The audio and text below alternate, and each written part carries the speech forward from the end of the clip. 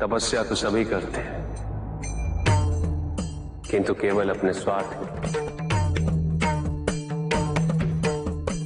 कोई भी ईश्वर को प्राप्त करने के लिए तपस्या नहीं करता।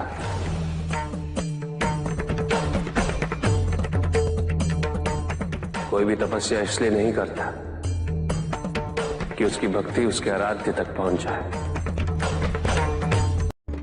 मृत्यु चाहते हो, मुक्ति चाहते हैं, किंतु मृत्यु से मुक्ति प्राप्त नहीं होती। ना ही मृत्यु जीवन का अंत होती। सृष्टि ही जीवन, प्रकाश ही जीवन। और यदि जब हम नेत्र खोले और हमें प्रकाश की अनुभूति ना हो, तो इसका यह अर्थ नहीं कि प्रकाश कहीं नहीं। प्रकाश है। आवश्यकता है तो अपने नेत्र खोलकर अंधकार के परे दे दे। यदि इस संसार में उन्नति तभी संभव है जब इस संसार में समानता हो, बराबरी। यदि कोई सर्वशक्तिशाली ही नहीं रहेगा तो कोई निर्बल नहीं होगा। यदि कोई बड़ा नहीं होगा तो कोई छोटा ही नहीं रह पाएगा। शक्ति के इस संतुलन को संतुलित रखना अनिवार्य है, क्योंकि ईर्ष्यापूर्ण प्रवृत्ति व्यक्तिगत होती है। वो केवल अपने स्वार्थ, अपने उद्धार तक ही सीमित रहती है। ईर्ष्या ही वो विष है जो व्यक्ति के हृदय में ना हारने की महत्वाकांक्षा को जन्म देती। जीतने की इस व्यवस्था से ग्रसित मनुष्य धर्म अधर्म, न्याय अन्याय, उचित अनुचित का ज्ञान भूल जाता है।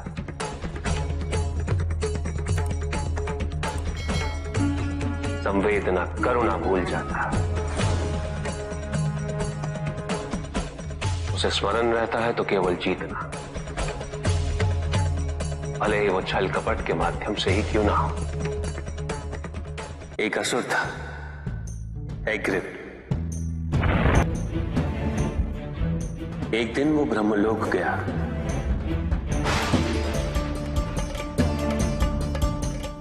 और बड़ी चालाकी से उसने ब्रह्मदेव से चारों वेद प्राप्त कर लिए।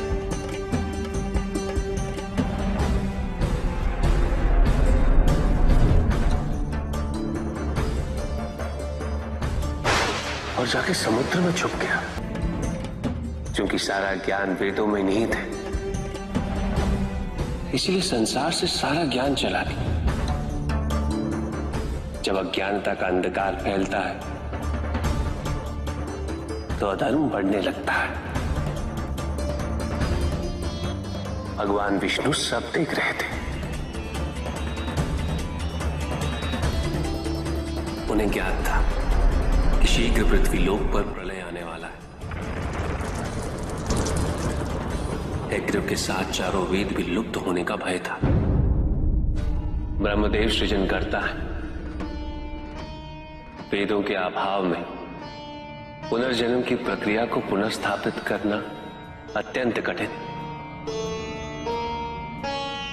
इसीलिए एग्रिप से उन वेदों को पुनः प्राप्त करना अनिवार्य था। तो भगवान विष्णु ने क्या किया? भगवान विष्णु ने एक मत्स्य रूप धारण किया। वो एक मछली बने और नदी में उतरे। राजा सत्यव्रत स्नान कर रहे थे। एक छोटी सी मछली उनके हाथ में आ गई। इतनी छोटी मछली? भगवान विष्णु? हाँ, राजा सत्यव्रत उस मछली को जल में छोड़ने जा ही रहे थे कि उस मछली ने बड़ी मछलियों का भय जताते हुए उनसे विनती की। उनसे कहा कि वो उसे अपने साथ ले चले। राजा सत्यव्रत अत्यंत दयालु थे। मछली को अपने कमंडल में शरण दे दी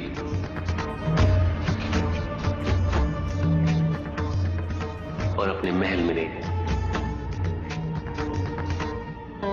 किंतु रात भर में मछली इतनी बड़ी हो गई कि कमंडल में रह पाना उसके लिए संभव ही नहीं था। और उसका बड़ा आकार देखने के पश्चात राजा सत्यव्रत ने उसे कमंडल में से निकालकर एक मटकी में डाल दिया। मटकी में डालने के पश्चात उसका आकार पुनः बड़ा हो गया। तो राजा सत्यव्रत ने उसे मटकी में से निकालकर एक सरोवर में रख दिया।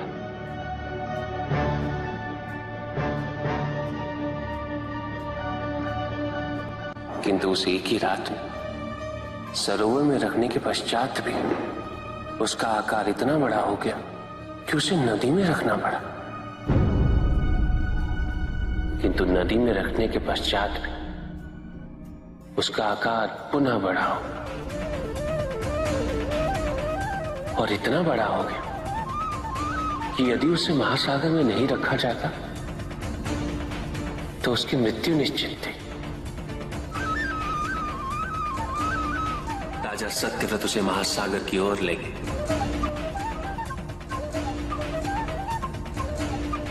क्योंकि राजा सत्यव्रत तपस्वी थे, ज्ञानी थे, उन्हें आभास हुआ कि ये कोई साधारण मछली नहीं, ये स्वयं साक्षात भगवान विष्णु ही है। भगवान विष्णु राजा सत्यव्रत की उदारता से अत्यंत प्रसन्न थे। इसीलिए उन्होंने राजा सत्यव्रत को मत्स्य रूप धारण करने का कारण बताया। साथ ही उन्होंने सत्यव्रत से कहा कि आज से 7वें दिन प्रलय आएगा, समस्त पृथ्वी जल में समा जाएगी। किंतु आप सप्त ऋषियों के साथ साथ अनाज, वनस्पति व अशुद्धों की प्रत्येक प्रजाति के बीज और प्रत्येक पशु का एक एक जोड़ा लेकर एक विशाल नौका में सवार होकर मेरी प्रतीक्षा कीजिएगा। केवल एक ही स्थान ऐसा होगा जिसकी ऊंचाइयों को जल छू नहीं पाएगा। मैं लौटूंगा और आपको वहां लेके चलूंगा। ऐसा कौन सा स्थान था? हिमालय पर, अर्थात तुम्हारी माता के पिता हिमालय। फिर क्या हुआ? ऐसा कह के भगवान विष्णु समुद्र में चले गए और अपने मत्स्य रूप में उन्होंने हेग्रीव को ढूंढ निकाला। उस दुष्ट का वध करके वेदों को पुनः प्राप्त कर लिया। तो क्या प्रलय आया? हाँ, ठीक 7वें दिन। किंतु भगवान विष्णु के आदेश अनुसार राजा सत्यव्रत एक विशाल नौका में उनकी प्रतीक्षा कर रहे थे। तभी विष्णु जी एक सींग वाली विशाल स्वर्ण मत्स्य रूप में प्रकट हुए। नौका को मत्स्य से बांधते हेतु सर्पराज वासुकी का प्रयोग किया गया और विष्णु जी ने अपने वचन अनुसार उन सबको हिमालय तक सुरक्षित पहुंचाया, ताकि प्रलय के पश्चात वेदों के आधार पर संसार पुनः बसाया जा सके।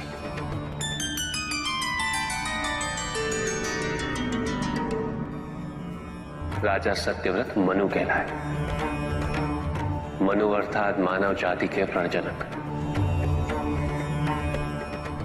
इसी प्रकार भगवान विष्णु ने न केवल वेदों को पुनः प्राप्त कर लिया, अपितु समस्त संसार का कल्याण भी। अर्थात भगवान हर संकट में अपने भक्तों की सहायता अवश्य करते हैं। अस्थिरता तो केवल अविश्वास से आती है, स्थिरता के लिए विश्वास अनिवार्य। विश्वास और शांति की निरंतरता बनाए रखना कैसे संभव है? इस नकारात्मकता का प्रसार हम कैसे रोकें प्रभु? केवल इस जागरूकता से कि सब कुछ अहम से संबद्ध नहीं।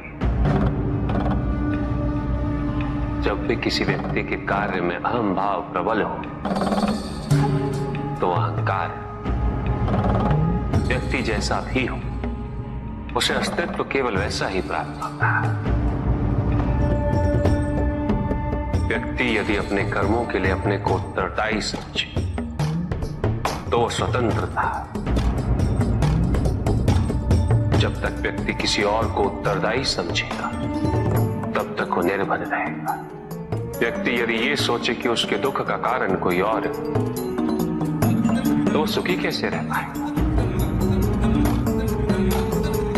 यह असंभव है, क्योंकि दूसरों को परिवर्तित करना उसके वश में नहीं।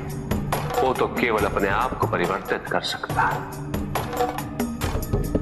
यही एक स्वतंत्रता है उसके पास।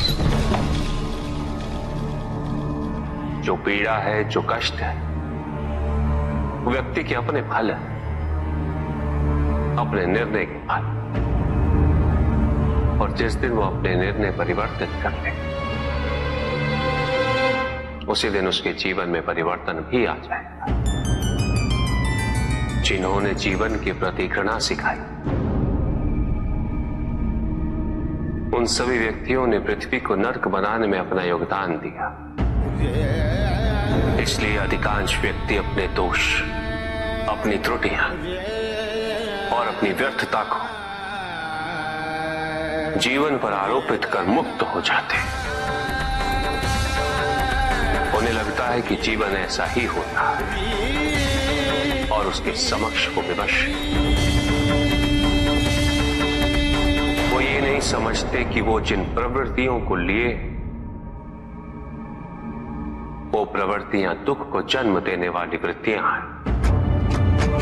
वो अपनी अज्ञानता के गहराई से अनभिज्ञ है और वो अपने अहंकार में ये स्वीकार नहीं कर पाते कि वो तो कुछ जानते ही नहीं। अहंकार सर्वज्ञता का भ्रम उत्पन्न करता है। न जानने की स्वीकृति बहुत बड़ी विनम्रता है और वही पवित्रता भी है। हमें संसार में संतुलन को बनाए रखने के लिए पवित्रता के आधिक्य की आवश्यकता है। किंतु प्रभु, इस पवित्रता में कौन से लक्षण अनिवार्य हैं? अनेकों लक्षण हैं, किंतु इन परिस्थितियों में जो सबसे अधिक महत्वपूर्ण है, वो है सतित्व। सकारात्मक ऊर्जा का सबसे पावन स्वरूप सतित्व। इस सतित्व पर मात्र विश्वास ही पर्याप्त है व्यक्ति को सुरक्षित रखने के लिए।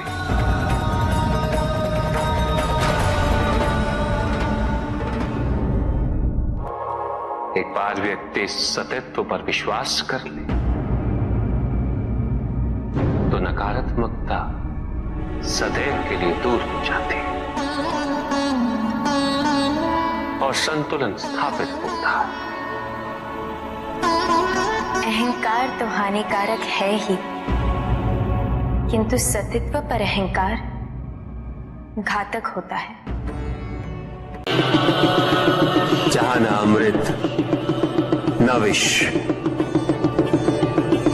न सुख, न दुख, न स्वर्ग, न नरक, वही परम आनंद है। उसी परम आनंद तक की यात्रा है तुम्हारी। ये यात्रा आनंद के सानिध्य की है। ये यात्रा सानिध्य के आनंद की है और इस यात्रा में मैं प्रतिपल तुम्हारे साथ हूं। मुझे ढूंढो मत, केवल पहचानो तुम ही मैं हूं, मैं ही तुम। हर आरंभ का मैं ही अंत हूं और हर अंत सदैव मेरा ही आरंभ होगा। देव देव महादेव शिवा, देव देव महादेव शिवा। चंद्रमा उसी जल में प्रतिबिंबित होता है जो जल शांत हो, स्थिर हो। यही तो समस्या होती है मन की। मन कभी भी शांत नहीं हो पाता है। जहां शांति नहीं, वहां कुछ भी नहीं रुकता। समुद्र की लहरों की भांति विचारों का उपद्रव मन को निरंतर स्थिर रखता। कुछ भी सुनने और समझने के लिए मन का मौन रहना आवश्यक है, किंतु मन मौन रहना नहीं चाहता। वो तो निरंतर कुछ ना कुछ कहता रहता। प्रतिपत्ति, शब्दों का आक्रमण चलता रहता है मन पर, और यही आक्रमण है जिसके कारण व्यक्ति कभी भी शब्दों के परे नहीं जा पाता। जहां जीवन की सत्यता का बोध उसकी प्रतीक्षा कर रहा होता,